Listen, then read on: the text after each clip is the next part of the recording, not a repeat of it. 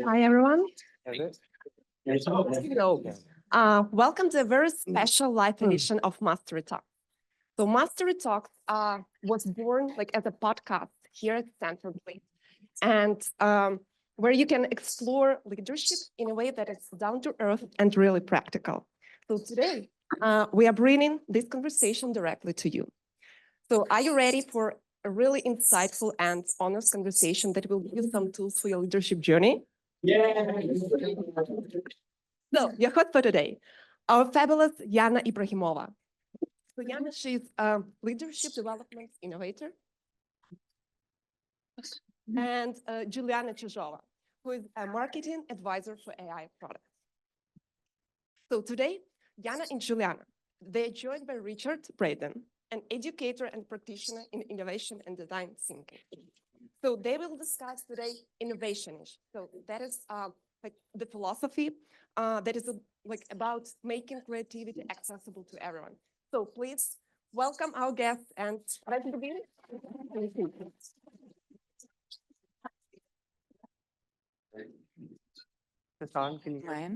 Right. Once again, hello, everyone. Welcome, Richard. We're super excited to host you today. Is it okay? There. Works. Okay. Okay. How Good. are you feeling today? I'm good. I'm good. Little traffic coming in, but I decompressed from that. I'm here now. That's super excited that you're here and you made it. Mm, And we all Yeah. were able to do that. yeah. So I want to just to set the stage. I want to start. We're going to talk about entrepreneurship, creativity, innovation. The stage. Let's start from how do you define creativity and renowned discipline? This is such an important question that I have. I convened a panel of experts, and I'd really like to go with the expert data on this. So let me ask you, what is creativity? You're the expert. What does creativity mean to you? Putting different ideas together, Putting different ideas together? Yeah. thinking out of the box. Thinking out, what does out of the box mean? Anybody know? Your box. Your box? Yeah. Thinking without the box. Uh, Thinking out of the constraints. can we bring this one up? Sure. I love this one, out of the box. Let's take a couple other while we put this screen up. We'll get to out of the box. What else what does creativity mean to you? Newness. Yeah. What? Newness. Newness. Going beyond trivial. Going what? Going beyond trivial. Going to your own, I'm sorry, this is going beyond trivial. Yeah, yeah. Elegance. Elegance? Yeah, I like these. Yeah. New approaches. New approaches. Innovation. Oh, I thought was it creativity or is it innovation? The class I taught a long time was called creativity and innovation. Maybe it should have been creativity is innovation. All right, here's what out of the box means. Has anybody seen this? How do you connect this with only 4 lines? Do you know the solution? Yeah, come on up. Yeah, you basically go out of the box. I told you I convened a panel of experts. Right,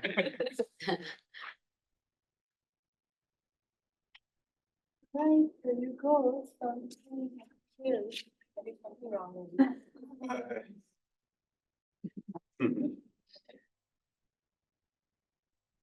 If you start from here, sorry, go like this, go like that, and then this. Basically, you connect all the dots. That is a creative solution. Yeah, what you got right was this part for sure. To do it with 4 lines, you have to extend a line beyond the box, and most of us stay within that. And that box represents the constraints, the assumptions that we make, and you have to break free of those to be able to access creativity. I think I agree with every definition that you have. And part of the trouble is if you ask a group, what is innovation? What is creativity? Like I have just done with you, you will get one answer per person. And they're all good definitions. A colleague I taught with here for a long time, Tina Seelig, she has several books out. defines creativity as, well, she starts with imagination. Imagination is being able to imagine something that doesn't exist. I can imagine a plate of cookies on my hand. You probably can too, because we all have an imagination, and your cookies might be different from mine, but there's cookies here. Probably better, actually. I have no doubt. I have no doubt. So that's envisioning something that doesn't exist. If you use that in the effort to try to solve a problem, that is her definition of creativity. That is really different than what a lot of people say, which is like, can I create a work of art that someone would want to put up in their space, right? And if that's what creativity is, I'm not creative. I dabble, I do crafts. I made a leprechaun trap this week with my daughter. I wouldn't call it really creative, but if creativity is about problem solving, engaging your imagination, heck yeah, I am all in on creativity. And it's a lower bar for entry. And then she says that innovation is repeatedly using your creativity until you come up with something that is new to the world, something that is unique, something that hasn't come about before, sometimes by combining. And entrepreneurship, separately, I think you were going to ask about that, is how do you take an idea and get it out into the world so other people can have it? Because being the idea person, it's kind of useless. Right? Ideas are easy. I teach generativity. I can come up with ideas all day long, but if I never do anything with them and I never put them in a market, put them out for a mission or a purpose, it doesn't really matter how many ideas I have. So that's the beginning of my thoughts on creativity. Let's go. Sure. So the next question is, I want to have your take on a really fundamental question. Is creativity an inner trait, or is it a skill that can be acquired? Yeah. And if it is a skill, so what makes up the skill? Right. How many people, hands up if you're creative? I biased you now, right? Not every hand went up, even with my definition. I've taught creativity and innovation here for over a dozen years. Creativity can be taught. It is not an innate thing that some people have and some people don't. It is a set of cognitive strategies that you can learn as a discipline. You don't have to go to art school. You don't have to go to design school to be able to do it. You just need to practice and try to use your imagination to solve problems. Now, in some cases, the problem is, how do I express the abstract idea of what it is to fall in love? And a lot of art has tried to capture that and all the really fascinating human questions. But if my problem is, how do I make sure my daughter does not forget her glasses when we're heading out the door every morning for school? I can use my imagination to come up with a way to solve that problem, maybe with an air tag or something to help solve that. That's creativity as well. And it works in every one of your day-to-day lives, your professional lives and your personal lives. You can apply creativity and come up with new things. It is definitely something you can learn. And there's lots of ways and places to learn it, not just one. Let's delve even deeper Yeah, deeper. and talk about the anatomy of creativity. What really constitutes creative thinking? What kind of mindset, character traits, behaviors are involved in creative thinking? And additionally, what tips do you have for enhancing this, creative juices in ourselves? Yeah. A couple of them are, one, you have to get really comfortable with ambiguity. There's a lot of talk about ambiguity. There's an ambiguity library on the D School, the Hasso-Plattner Institute of Design at Stanford. The D School has a library of ambiguity, lots of resources there. And my take on it, they have a principle called navigating ambiguity. I like to take it further. I don't think ambiguity is something you're trying to find your way through and get free of. I think ambiguity is something that you sit in and dwell in and gain all of the power that comes from ambiguity. A lot of creativity comes from that, but it's really uncomfortable for most people. You want to know, we want certainty. And if you can get comfortable and practice, I don't know what I'm doing, but I'm going to do this anyway and keep working at that. And that comes up in any kind of learning. Anything that you go out to learn. In the last 6 years, I've learned woodworking. I have made innumerable mistakes. I have done stuff I have no idea how I'm going to do this. And I just keep trying as a way of doing it. But anything you want to learn, tennis, golf, what? Oh, no, not pottery. Anything but pottery. Yeah, of course. Pottery. Anything that you go to learn, you don't know how to do it. Why would you be expected to be good at it? You have to not be good at it for a while and be okay with that. And that the counterpoint to that is you have to get really comfortable with failure. And there's a lot of talk about failure in Silicon Valley and everybody fails. No one in Silicon Valley is trying to fail, right? They're all trying to stretch and do things that they don't know are possible, don't know if they can do. And along the way, if you try that, if you risk, if you stretch, you're going to not succeed sometimes. That's not the failure. The failure is stopping when it happens. You keep going and trying again. And that's, iconic with innovation. And there's so many idioms on it, but like, now I know 1,000 ways not to make a light bulb, right? Thomas Edison is credited with the light bulb. If that's true or not. That idea of I tried 1,000 ways, 1,001 is what it took to get there. That's true as well. So it takes some perseverance. It takes comfort with ambiguity and comfort with failure. Should we try some creativity? Yes. Okay. You all have paper in front of you. You're going to need, each person needs a sheet of paper, and each person needs a partner. So look around, find somebody maybe behind you. Give your partner a nice soft high five so you know you're a partner.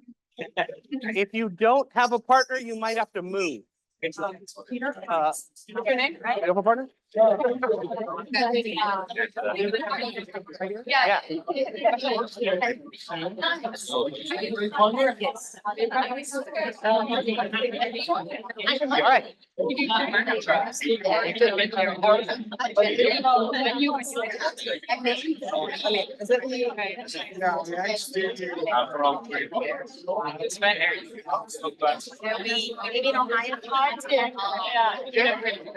All right. All right. Two people, one pen, two sheets of paper. So each of you one of you pick up a pen and say, this is our pen. Whoever has the pen, take your sheet of paper and draw a circle. Then hand the pen to your partner.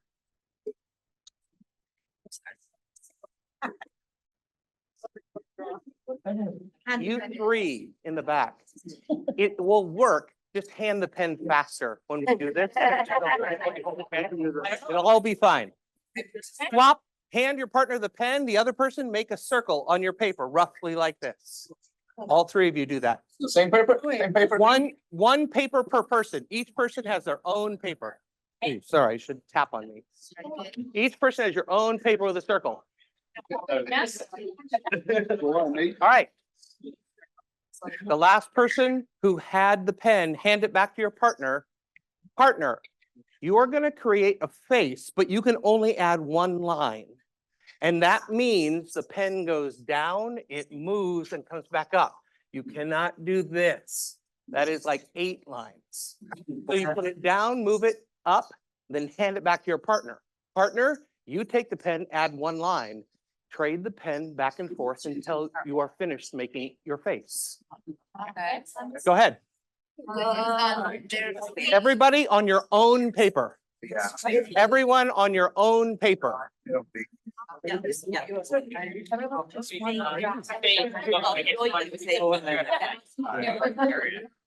And the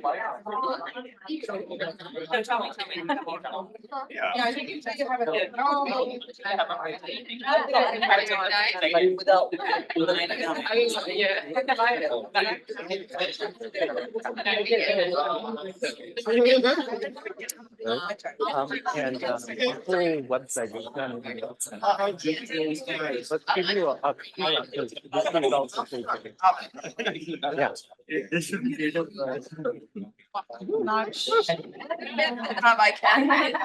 You'll know when you're done when you get the pen and you sort of hesitate. Just hand it back then and let them finish one line at a time.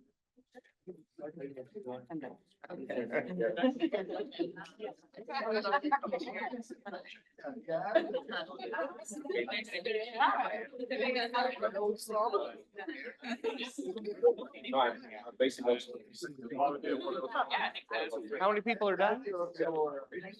Oh, brilliant. Okay. Have a short discussion with your partner and decide between the two of you, agree on whose is the most creative.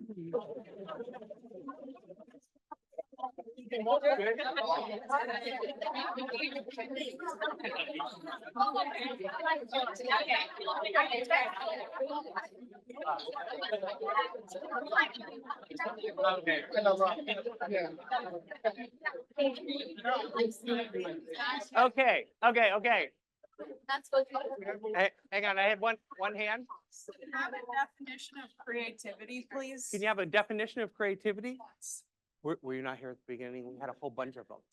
No, it's okay, it's okay. We're gonna explore that. Let me come back to that in just a minute. Okay. Who had the most creative one? Hand up if yours was the most creative. Oh, well done. Only one person in each pair. If you were the most creative, pick yours up and hold it up so we can all see it. Yeah? Great. Crumble that paper up into a ball and throw it at me. Only one of them. Yeah, thank you. Yes. Great. Most teachers' worst nightmare. This is where I live. Okay. The other paper, turn it over. Whoever's paper that was, draw a circle and hand the pen to your partner. Turn it over, draw on the back. Now, partner, you add a line, hand the pen back, and together you're going to create a face. One line at a time.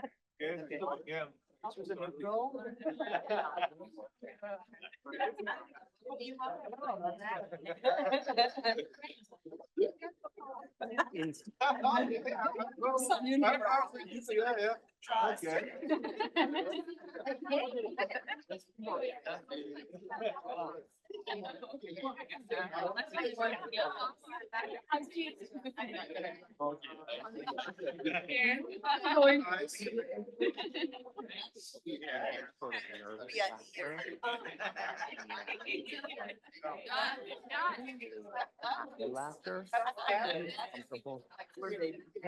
Amazing.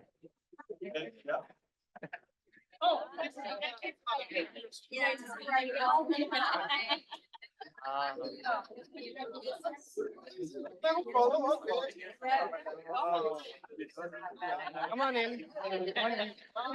Let me see. Okay. How many people are done? You still going? Okay, I'll give you 30 seconds more. There are a few people not finished. 30 seconds more. I'm very okay. Okay. Right.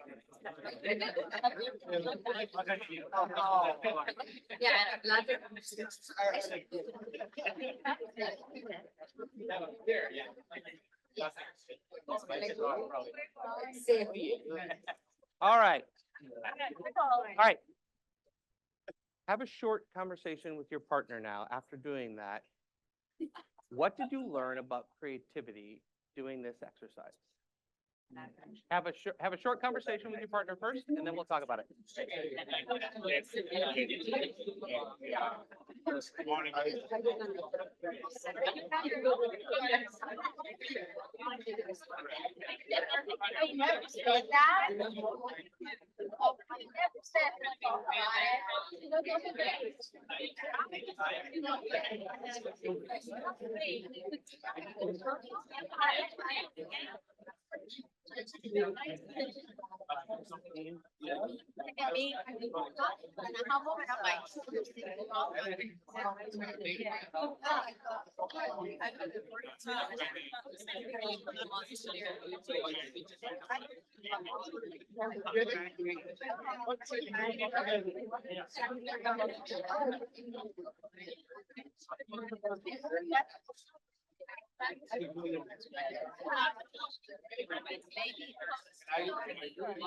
All right.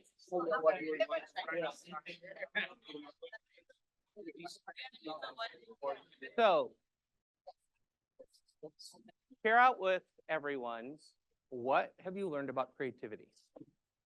You're more creative, but like this. You can get different perspectives? More creative. Interaction. Wait, sorry, here than here. You can get more creative with two people? Yeah, then with one. Why? I can. You really inspire each other. Ideas. You want to inspire each other and what? Build upon each other's ideas. You build on other people's ideas. Learn from each other. You learn from each other. What did you learn? Drawing the eyes. You learned how to draw eyes. Yeah. Yeah. It's a form of cognitive apprenticeship. If somebody else draws something you don't know how, now you know how. It's great. Different background brings the different things. Different backgrounds bring different things. Yeah. Yeah. It's more like a pause and rethink, because when the other person is doing it, gives me time to rethink. Oh. But didn't you have a pause the first time? Because they were drawing on their paper. It used to think that I'm the only one who's doing it. Now with two people, it gives Well, me. now you're not the only one. No, Now you're not responsible for it. it's not the- Yeah, I think there is something to that. It's like, oh, all the bad stuff's their fault, so I can just be free. Yeah. Iterative. It's iterative. Yeah. We learned that we were not talking to each other. You never said do not tell each other design, like talk about what you're gonna do, right? I First, didn't. we were trying to figure out what each other wanted to do in silence. Like I was like, why did we do that? We could have said like, let's do a face. Yeah. Going for something that I thought she was going for a person frowning. And she was like, no, I was trying to do a person kissing something. And I'm like, we never talked. Why we didn't do that? How many of you in your jobs are trying to figure out what somebody else wants? All the time. Yeah. And it's kind of amazing, this thing of empathy that we have, that we can actually do that. But that's also the building on other people's ideas of, oh, I think they're going here. Let me help that. It might not have been where they're going. And it kind of doesn't matter. It's still, somebody else said inspiration. I'm sorry, I need to get back to you. Yeah, we started off, I think, with a foundation, like we agree on the face, but then we shifted into personal biases. So for me, it was like, oh, fine, it's need to get the tie out. And then he draws something, I'm like, oh, it's a cigar. It's like, no, it's Netherlands come through. So there was another component in the cigar. Right, So right. So, Yeah. There's a whole other, You need to have fun. yeah, you do need to have fun. We were watching you. The first time there was laughter, but it was sort of like nervous laughter. The second time there was fun laughter. There was delight in the room. And I think that's an important quality. There's a whole other thing on how drugs influence this. And there's some research on alcohol, and a small amount of alcohol can have a boost in creativity by suppressing some things that, like judgment. And then as you go farther, it drops off. So have a beer at your brainstorming session? Sure. Sanctioned. Have a case of beer? Not sanctioned. And complimentary to what she said, we were talking a lot because you said one line at a time, and I couldn't make sunglasses without her making the second line. So we were like, let's make sunglasses. I'll draw this line, and then she drew the next line. So we were talking a lot. So a little the opposite of this thing over Yeah, here. yeah. It's interesting to think about how much of it you can control. And if I had taken the words away, you have even less control, right? So then how much of it is it your idea and how much of it is the other person's idea is another interesting question. In a really good, high trust, generative brainstorming team, by the time you're done with an innovation process, you can't point and say that was my idea because it's built on with so many, somebody else said perspectives. Collaborative. Yeah, it's collaborative. And ideally, I didn't say this before, but with creativity, letting humility is a key piece of it. You have to let go of your ideas. And as soon as you can do that, then you can let it be whatever it's going to be, and you're not tied to it, which helps because when you get to testing an idea, most ideas fail. Like the large majority of ideas that you come up with or anyone does are going to fail. And if you are tied to your idea and how good it is, when you get to that part, it's either really depressing or you're like, but it's still a good idea and you keep pushing it out in the market. And how many stories, how many companies have taken an idea and shoved it at the market as their way of testing it and keep promoting it and try to create demand for an idea that no one wants? That is a rough way to go. It's a rough way to go. All right, thank you for going on a little escapade. That's like the beginning of one of the classes that I teach here. We do that exercise. Should we crumble the paper again? You can do anything that you would like with it. So here is my observation from this exercise. Creativity is what happens when you let your mind wander, right? Mm. And we also know that humans find it hard to let their mind wander. Mhm. So do you think, is this an underused talent that we all have? Because this is our mind, Juliana's and mine drawings, the most mediocre ones, right? But we would have done better if we just let it, this wandering happen. I think it's wandering and practice. Because if you drew 1,000 faces, by the end, they're going to look a lot different. You're going to learn a lot along the way. And that is one way of doing it, is just iteration. Somebody else mentioned iteration. But I think wandering is, I think of it as suppressing judgment. Because how many of you had an idea and then didn't draw it because you were not quite sure if it would work, or, right? We judge ourselves in brainstorming. There's all these brainstorming rules, and everybody can quote me the brainstorming rules. And don't judge ideas, as if that's easy. Suspend your judgment for the day. People live a monastic life trying to achieve lack of judgment. Right? So I'm just going to turn it on for this meeting. It's not a small task. It is an ongoing practice, right? And so where a lot of it came from me is I spent a dozen years kind of on the side teaching and performing improv in San Francisco on a stage, and teaching people how to learn to do improv acting. Like, where is this chair? And, you know, whose line is it anyway? That kind of thing. That is also a practice. That is where I learned to suspend judgment, because you want to just let everything come out. And if you feel like you're going to be judged, it is difficult, which is why in a brainstorming meeting, when a leader stands up and says, all right, let's have some good ideas. I want the good ones. Terrible idea. I usually ask for bad ideas. Could somebody start us off with a really bad idea? Or sometimes we'll brainstorm on what are the worst ideas, because they're fun and silly, but they kind of hold a component. The opposite of the worst idea is a good way to get at that, because you have to break down these barriers. It's why laughter, why play is a critical piece, having fun at work. You have to engender a culture of trust and humility with people to really get the creativity out of them.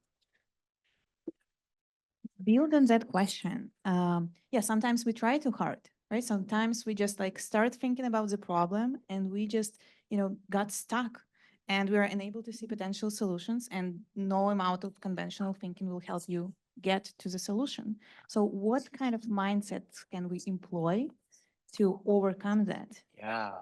How many of you have some project, maybe it's a squeaky door at home or a thing where you're like, I know I need to do that, but you just keep putting it off. You don't quite get to it. Yeah. I have a list of about 130 of those. Literally, I do. My wife and I make a list of the stuff we want to do, and it's so deep, we'll never get to it all.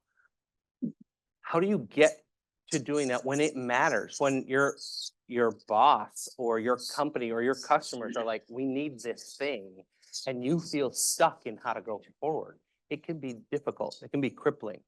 So we Maybe have a beer then, a What's glass that? of wine. Maybe have a glass of wine at that point. it doesn't hurt. It doesn't hurt. But if you want to make progress, you have to do something. You're not going to think of it. If you could think of it, you would have done it already. But you have to do things. And the approach that we like to do, the first action is to do some reflection. What do I know? What do I not know? What is the most important question? What do I have to understand? Or it doesn't matter, none of it matters. Like an analogy is, I could try and decide, do I need roller blinds that go inside the window frame or outside the window frame? But if I haven't answered the question, can I cut a hole in the wall and mount a window here? It doesn't matter what I come up with for what kind of blinds to use because it's impossible to do.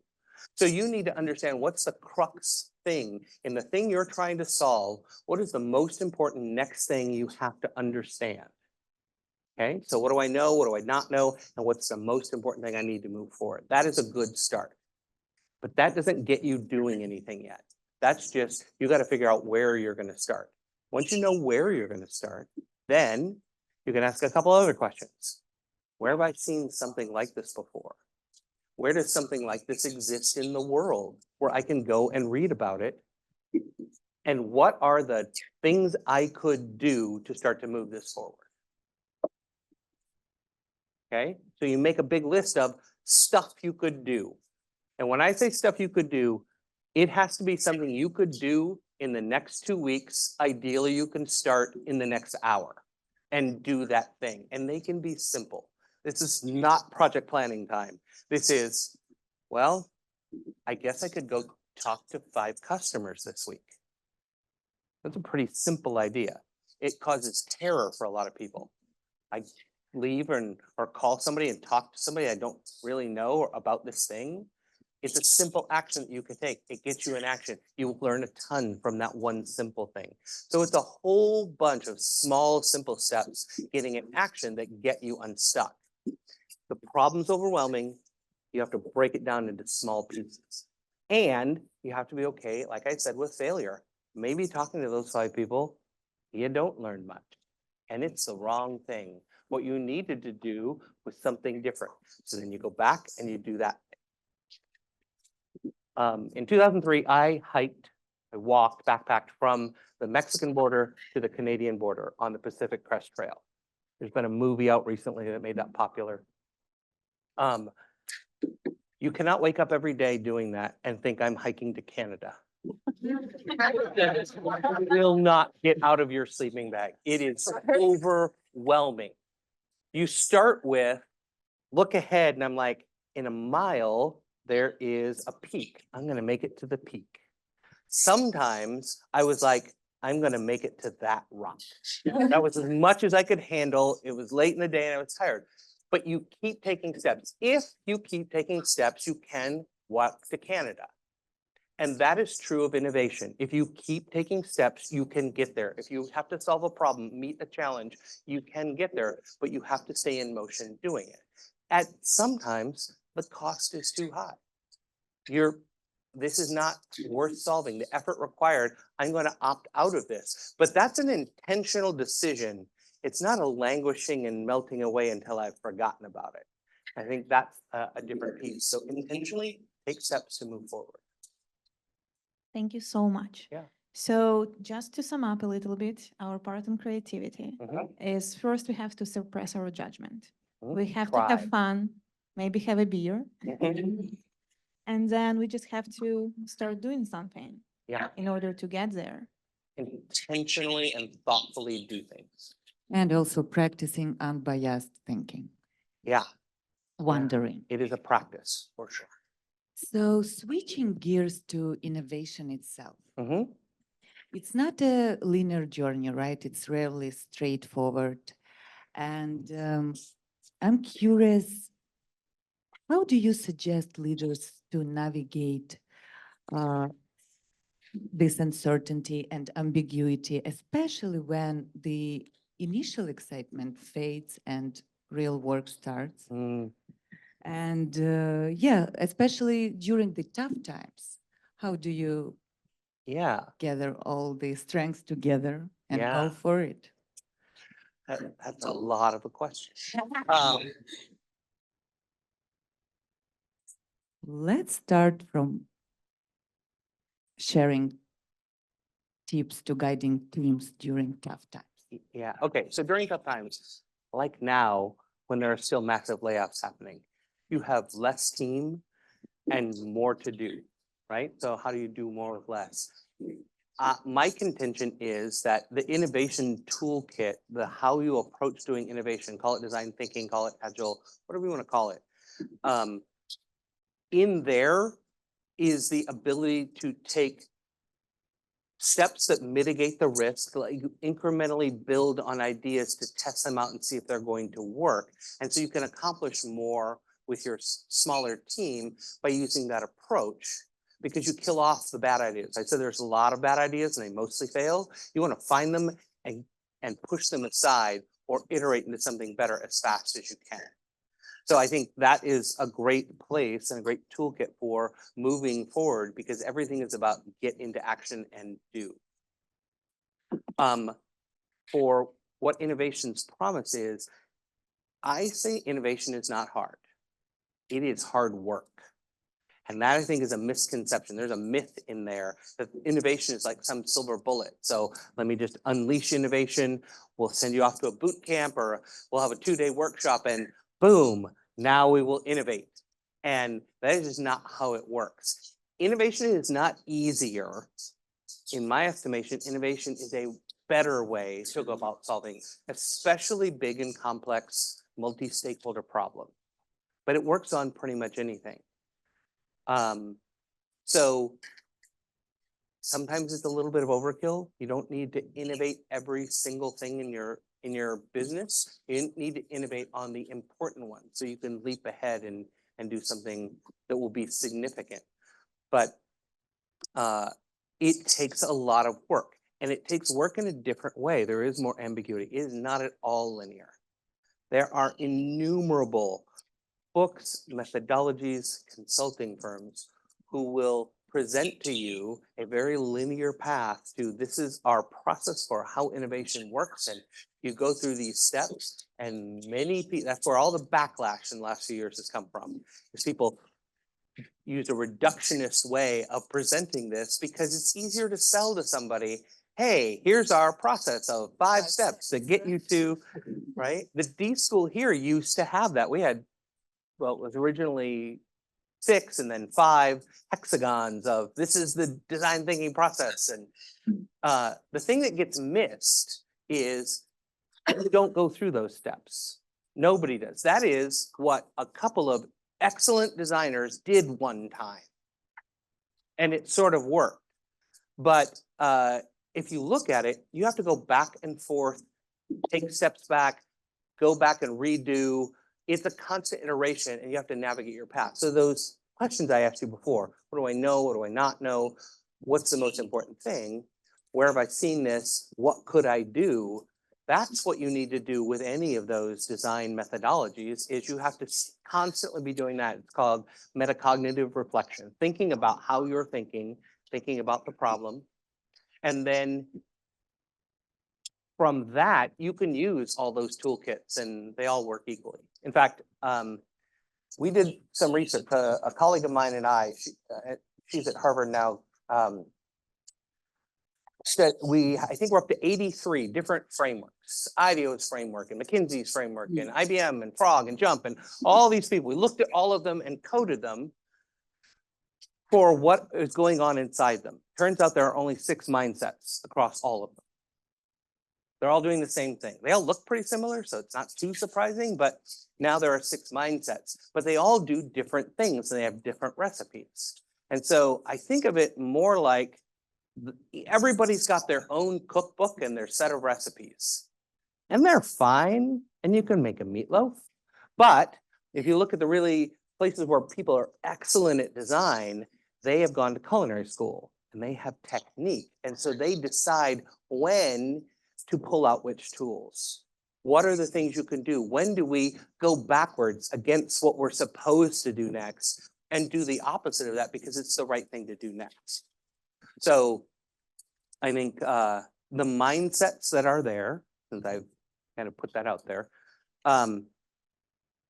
we have given them all I names, so they're like monolithic and easy to remember, but interactions with people. Go out, have conversations, do observations, and talk to real people. Do not stay in the office. Do not have meetings to figure things out. Go out and learn interactions with others. The second one is insights. After you talk to those people and you take all your notes, you have to sift through them and find the good things, the real deep insights. An insight will never come from a person. An insight will come from multiple people. There's a thing called grounded theory, where you triangulate unless you have multiple occurrences of the same insight. It might not be an exact quote, but unless you have multiple occurrences, it's not a valid insight. The more you hear it, the more clamor there is for it, the deeper the insight, the more likely you are on track. Third one is ideas, being generative. From those insights, you generate hundreds or thousands of ideas. Ideas are cheap. Ideas are somewhat worthless. You have to, from all those thousands of ideas, pull out the best ones, the ones tied closest to the insight, the ones that seem like it'll cause delight. And then how do you know? The next I is iterations. You build them. You start with building them out of paper. And then you build up in fidelity into foam core, into plywood, into mahogany, into refined stainless steel, until you have something that's production worthy. And for the digital world, it's the same thing. It's text-based. It has a little bit of graphics. Like you can increase what we call the fidelity of the prototype. As you do that, you test lots of idea with a small number of people at a very low cost. And then you test fewer ideas, because you've now killed a bunch of them off, fewer ideas, higher resolution prototype, a few more people, until you have a couple or one idea, very expensive to build, more like a pilot or what traditionally prototyping is thought of. It's near production ready, and you test it with a wide range of people, and that's how you can get a product market fit. But if you kill all those bad ideas early on, you save yourself a ton of money from the launch, fail, rework cycle, which is much more expensive. That's iteration. The last two, inspiration. This is where I rely a lot on storytelling and improv. If you want to get an idea out in the world, that entrepreneurship, launch that thing, you have got to enroll people, customers, partners, executive committees, funders, VCs, whoever it is. You have to get them excited and understand the story. And that is inspiring others to join onto this in whatever way they need to contribute. And the last one is implications. For a while, we were going with implementation, but implications, I think, consumes that. You have to implement the thing, but the key thing is, my firm now is a responsible design firm. You got to go beyond the question, can we do this? In today's world with technology, which is somewhat like magic, can we build this thing? Of course we can build this thing. There are very few things that we cannot do. Should we do this thing is a really important question. It's very important in AI right now. Should we be doing this? It is outpacing our capability of understanding. Negative, unintended consequences is the thing that is in the news a lot and could be an existential threat, is what people are saying. I don't know if it's quite to that point, but definitely negative things happen. A lot of bias happens. That is already a negative consequence, right? So you have to think about the implications. Should we do this thing? An example would be, we have a lot of users. Let's do an algorithm that presents back to them the stuff they like to see, so they get to see more of it. Seems like a great idea. But if you use some futures tools and you think a couple steps ahead, that means I only see what I already think, which means an echo chamber, which leads to polarization and then totalitarianism. So it's not that hard for Facebook to have figured that out before they unleashed it and decided, should we do that or should we not do that?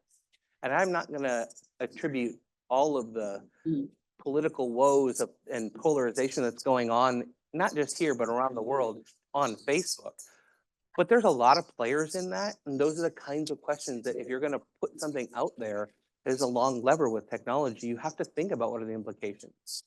Another one is the Krups coffee, like the Nespresso pods. The Krups one's made out of plastic. My coffee, my way, when I want it, freshly brewed, whatever flavor, in my kitchen. Nailed it. Can we do it? Yes. Should we unleash that torrent of plastic on the world? That's probably not. Are there other ways to do it? Yeah, I think Nespresso is metal, right? Huh? Aluminum, yeah. Maybe something recycling. How about that? Right? And it doesn't take a rocket scientist to figure some of these things out. So implications is the one that the fewest frameworks have, and we think is the most critical. That's fixed mindsets. Was very impressive. Thank you so much. Where do you want to go next? 10 minutes left. So you So want we to- will speed up a little Okay. bit, right? So- And we go dive in just in innovation-ish. Yeah, Right. yeah. So Okay, so Richard is an author of a concept of innovation-ish. So you started like debunking some common myths Mhm. about innovation, like that it's, you have to go to a boot camp, you have to do a special training at a special school, right? So then there is this process that you have to follow, and if you do not follow it, then there is no innovation. Mhm. So can you talk us through your innovation-ish concept Yeah. and explain us what does it mean and how it makes innovation accessible to everyone? Yeah. Teaching innovation for a long time at a place like Stanford. My co-author, Tessa Forshaw, was at IDEO for a little while. We both teach at Harvard now. We've been in some elite places of design and things and taught people, but we've also taught it everywhere. And we keep hearing these same things. And one of them is this myth about being an innovator, that you got to go to some special fancy place to be able to do innovation. But if you look around the world, there's innovation happening everywhere. And it doesn't have anything to do with how much money or what background you have. Everybody has this capacity. And so the story that is easy to write up in the media is about this, we follow this process and overnight we created a unicorn, $1 billion private company.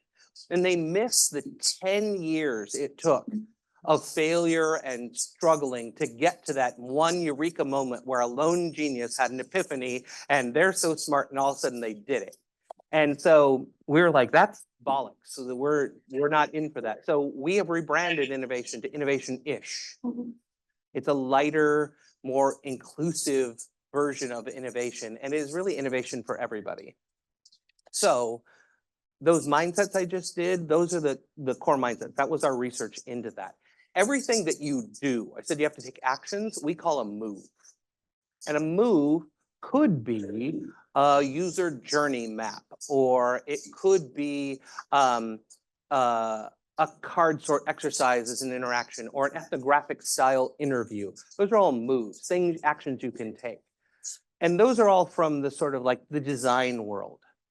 But what we did, we teach in a lot of rooms like this where people have diverse backgrounds. I think you said different perspectives in the creativity exercise, different perspectives, and there's such value in that. So we've had like somebody who was a psychologist by training, and we were doing interactions and insights, and they were like, oh, well, this is just like family system analysis. We're like, what's family system analysis? And they're like, and they showed us what they were doing, and they brought that in, and it worked beautifully as an innovation tool. What we realized is every person has a background in something, often in multiple things. But if you're a marine biologist or a geologist or a historian or an artist or an MBA or a lead graduate, you have a background with skills and tools that you can bring. And so if you look at your problem from one of those innovation mindsets, insights, ideas, and you get to that, well, what could I do to answer my big question? All the things that you generate are all innovation-ish moves. They're not innovation moves. You won't find them written up in any books, but they are for sure innovation-ish moves, and they will move you forward. So the first thing is you're all innovation-ish from the start. You don't need any certificate. You don't need any, print your own certificate. That's fine. Put innovation on it. That's fine. But you've got your background and you've got a set of skills and a perspective, and you mix that with other people's, you get these more creative drawings that you collaboratively do in the soup. And all those things now are innovation moves. All you have to do is intentionally do them in that way. And the questions I asked you about what do I know, what do I not know, we call that a move map. You just map out intentionally each time what's the next move you're going to make. So everybody is included. You all have a background in innovation, and you can get more. You can get them from your teammates. You can go out and learn new ones. You can go to a boot camp and learn a bunch of other tools. Just don't buy into this is the process. You can while you take the class because you'll be disruptive if you don't, but just learn the tools and then you can apply them however you want to. So that is a big piece of it. The other one is your innovationishness. I know it's a mouthful, but a lot of people go off to a 2-week boot camp and they get supercharged and this is the best thing, design thinking, agile, I love this. Let me go back. And then they hit a wall when they get back because they don't have a new project that's funded with a team to start with those interviews they were just taught. They're like, I have 3 projects at different places in flight. I guess I can't use this stuff. And our contention is that innovation-ish is like going to the gym. If you go 1 day a week for 30 minutes, that is better than not going 1 day a week for 30 minutes. And if you get 2 days a week, that's good. Keep doing it. You're doing better. Same thing with innovation. If all you can manage is to wrangle your somewhat stuffy boss and team into doing one exercise in one meeting, you're better off for doing that one thing. And if you can get them to do a second one, or if you're the leader, you can get your team to do 1 or 2 things. Your project is better off by adding a little bit in. Will it be another moonshot project? It probably won't if that's all you can do. It doesn't mean it's not worth doing. So integrate it in when and as you can with the resources that you have, the tools that you have. You're better off doing some, and then you'll see those results. And people will see those results, and you can start to build, and you want to build that innovation culture and all these values that we've talked about. But it's better to do some than to do any. The elite places, the IDEOs and frogs and jumps of the world, the reason they are so good at what they do is they're at the gym every day, 7 days a week, and it's all they do.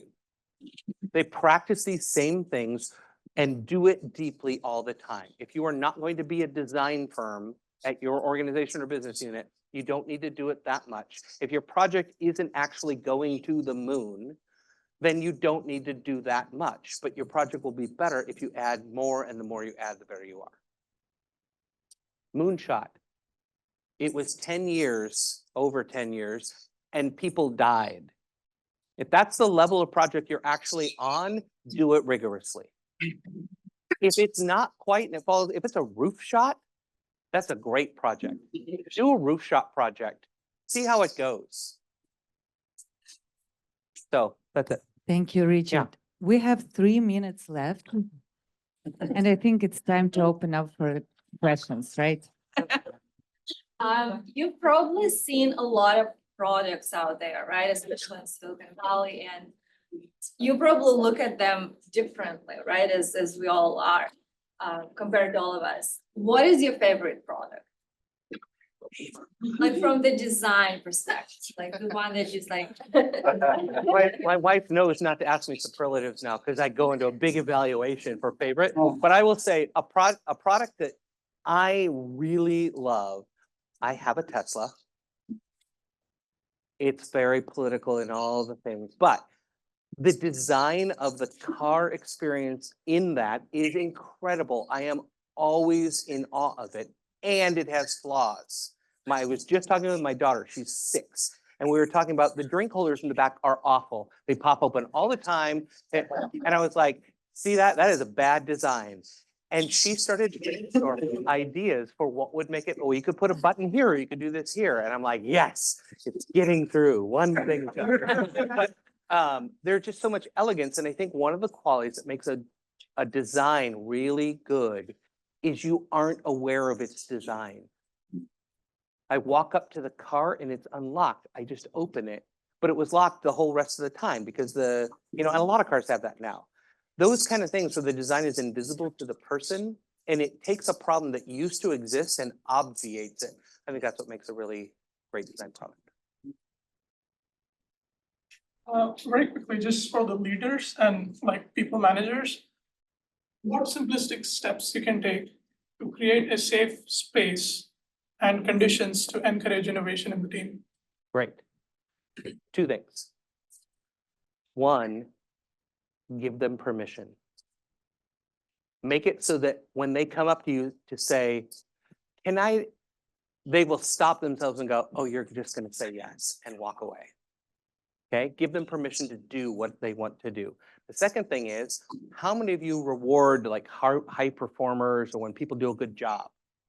Yeah, give them praise. And how many of you do that for failure? Yes, there we go, a couple. You have to reward good failure. Stretching, trying, they've given them permission and it doesn't work. You have to praise them, not just to them, but in front of the group. You have to create a culture where humility and trust exist and that it is okay to try and stretch and do things. That will breed innovation, which means you're going to have to get really used to failure and you're going to have to explain that up, right? But you will get results with doing it. So my question is about understanding creativity a little better. One thing you mentioned earlier is that stepping stone for being creative is actually solving a problem. So identification of a problem. But there are like creativity, like poetry, artwork, etc. So are there different categories of being creative? Because I don't think so. With poetry, we are solving a great problem, or maybe we are. Mr. Walden, my English teacher, is just furious with you right now.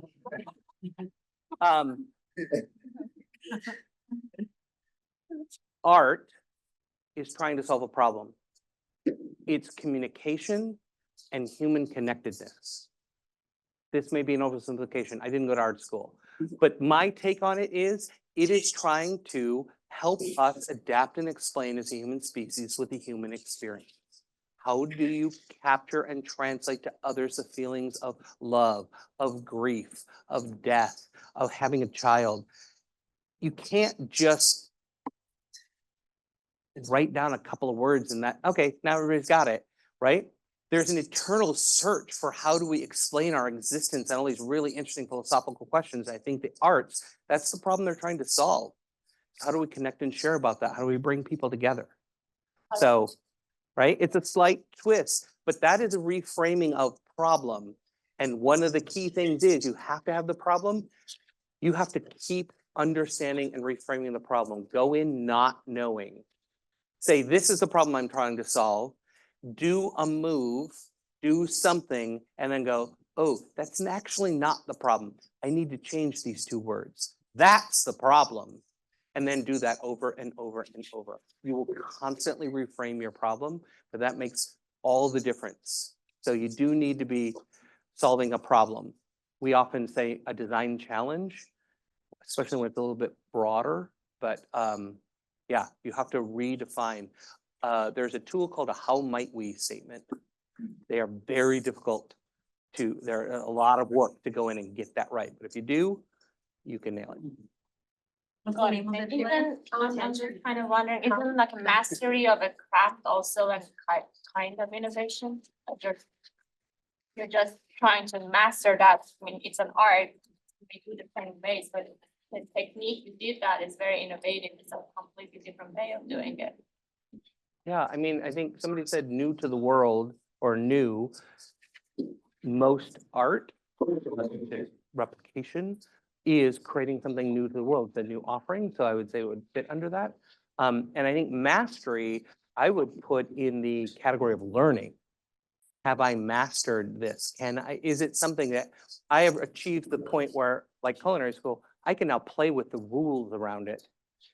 I'm not trying to figure out how to repeat it. And you start with copying. You try to copy what someone else did. Bob Ross, can I make some happy little trees, right? And if you can do that, eventually you make your own trees, you have your own techniques and you start to do it on your own. I'd say that is what mastery is about. So one last question and we are going to wrap this up. I want to double click on rewarding failure. Mm-hmm. Can you help me differentiate a good failure? Yes. Thank you. This is, yeah. Okay. I am trying to solve something in a new way. I'm trying to stretch beyond what we've done before, what I've done before, and really trying to succeed. And I don't make it. That's good failure in my book.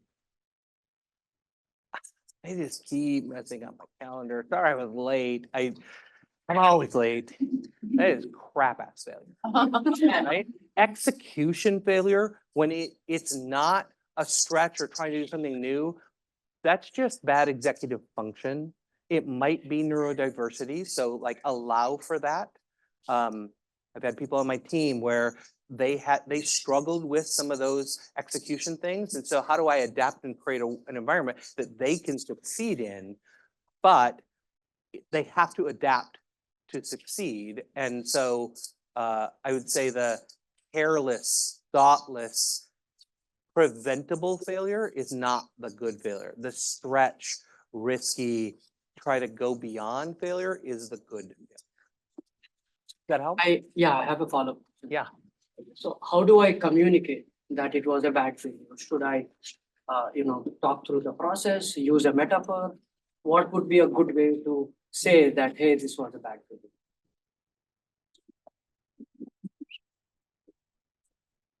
Probably the best thing is not one failure. Like failures of execution should be consistent with multiple things. Here's a trend, feedback, delivered in the right way. I need you to adjust this. Is a way to address that kind of failure. You don't need to call her out as failure. It is, but you don't have to say you failed. Probably going in the wrong direction. Chunk your feedback, put it in context of here's the trend I have seen. Here's what I need from you. Can you do that? What's your side of it? All of those good feedback technique things, handle that failure in that way. With the other kind of failure, celebrate it with your team of here, you can make awards for it. You can just call out, here's what they were trying to do. Here was the risk. Here was the result. And here, always put in, here's what we've learned. We might learn that we're going to stop because of budget constraints or whatever it is, and that's okay. But you also be like, we learned this. Who can help with this? What's the next thing we should do? How do we move it forward? So celebrate that. Thank you. Just want to add to that. There are different modes of failure: people failure, process failure, system failure. Right? So when I say I support failure, I celebrate failure. We look into all those things. Did you fail fast? What's the process of failing? What were the controllable inputs? Was it a system failure? So it's not just like, one size fits all to celebrate failure is my experience. Yeah. So you need to have different inputs to understand where, why, how it failed. Yeah. Are you an engineer? Yeah, yeah. Me too, computer and electrical engineer. So I recognize some of the language and it can be a struggle. I think we're talking about people. People designed the process, people designed the system. And you can look at system design and system failure as well. But what I'm talking about is how the process of innovation or the approach of innovation is with the people and how they approach solving the challenges in that. So if the process fails, you need to redesign the process, and you need to do that from a human-centered way with the stakeholders involved. That's good. Yeah. Thank you so much. We have to wrap up. Thank you. Yes, we all gained really practical tools and approaches that will help us become more creative and innovative. I hope so. And so we have too. tons of questions for Richard. So we're going to interview him later on our podcast.